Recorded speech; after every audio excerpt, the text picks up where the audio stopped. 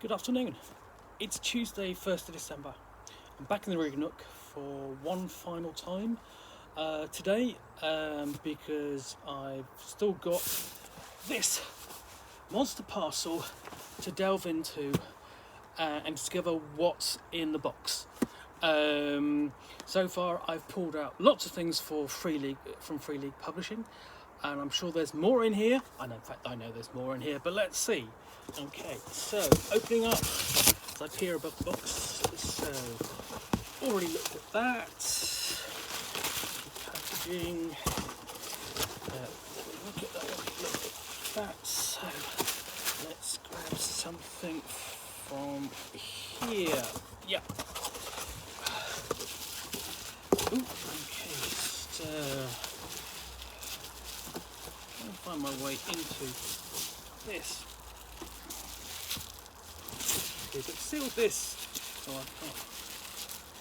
Oh, here we go.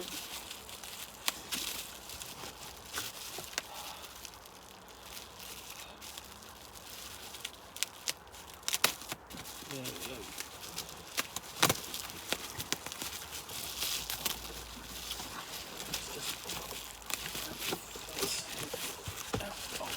Here,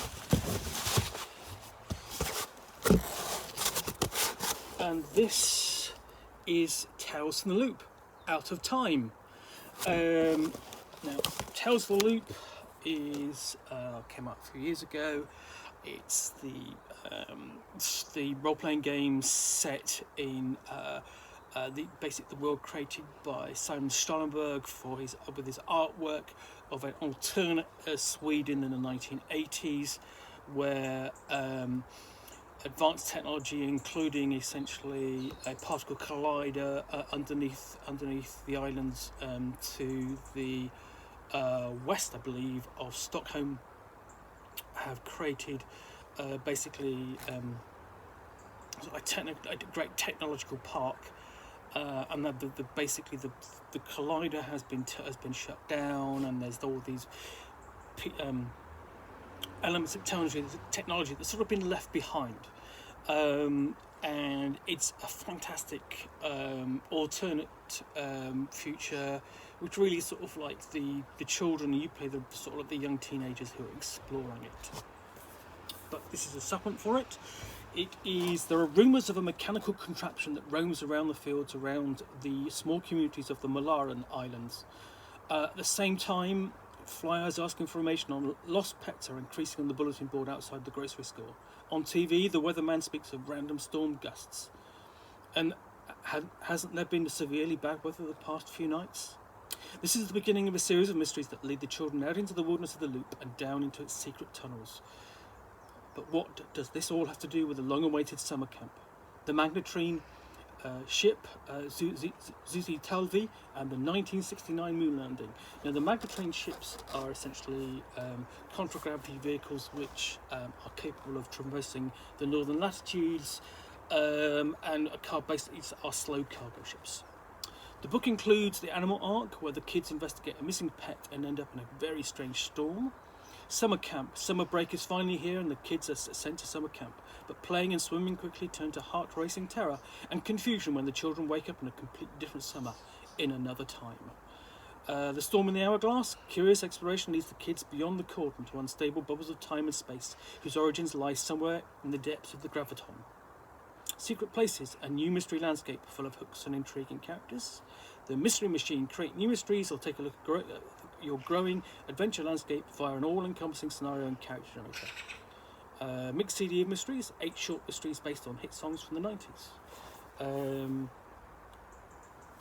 And is compatible with Things from the Flood, which is essentially the sequel to Tales from the Loop, and updates it to the 1990s.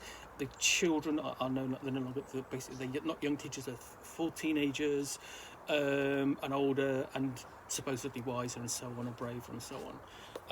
And essentially, the graviton, the particle accelerator, essentially has been floated. So you've got the standard map of the loop. That's the one in Sweden, sorry. And I basically just have a look. Yes, And here's the one of Boulder City in Nevada, I believe. Let's have a look. Or say, well, Arizona. Sorry, no, Nevada, because it's near the Nevada Arizona border, and you have the kind of style of the Tales from the Loop. Basically, you have the world, the sort of the landscape, just not dotted with these great pieces of fantastic technology. It's pitting sort of like the ordinary against the strange, like that. And these are fantastic books, even just to look at. The artwork is fantastic. The layout is really clean. It's got a character all of its own. And there's a very much sort of like an architectural feel to the maps and almost the layout, which feels reminiscent of sort of architectural magazines I've seen. My father had when I was a child. Again, it's quite a bit different piece of artwork. That's almost normal, and that's an interesting change for the look of the book. And it's accounted for. Basically, the scenario is written from both to be played in the Swedish setting and the American setting. So there, obviously, what you've got with the sort of summer camp, you have maps to the south of the island, and then in America you have Las Vegas Bay and Lake Mead. So go further on, summer camp. And what's great about Tales from the Loop is that although it's a role-playing game of horror and mystery, it's not necessarily a game it is terrifying, but it's not deadly as such. The characters don't die, but they do suffer emotional trauma, and these adventures are sort of played out against the background of family secrets and trauma at home, whether that's a loss of a parent or your parents going through divorce or and so on. And that really sort of like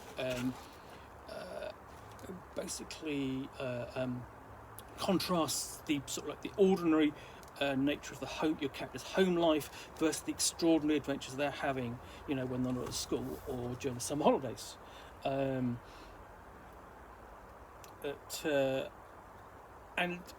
if you're old enough, and I mean, I think that the other fantastic thing about this is that this is a game that appeals to a certain age group who grew up in the 80s and can remember sort of like what it was like, what the culture was like, and what their family lives were like, and can draw from their own experiences to add an emotional background to to their character. So yeah, I'm looking forward to digging into this. It's going to be another good supplement. So there will be a review coming in due course when we get a chance to explore some of the further mysteries of the loop. So that's Tales from the Loop Out of Time, an anthology of scenarios and a bit more for the Swedish role-playing game. I want to thank you for watching yet another unboxing in the Nook and further discovery of what's in this box. I'm now going to go and try and put it back in, and I will return soon with another delve into the depths of this box. Thanks for watching. Bye for now.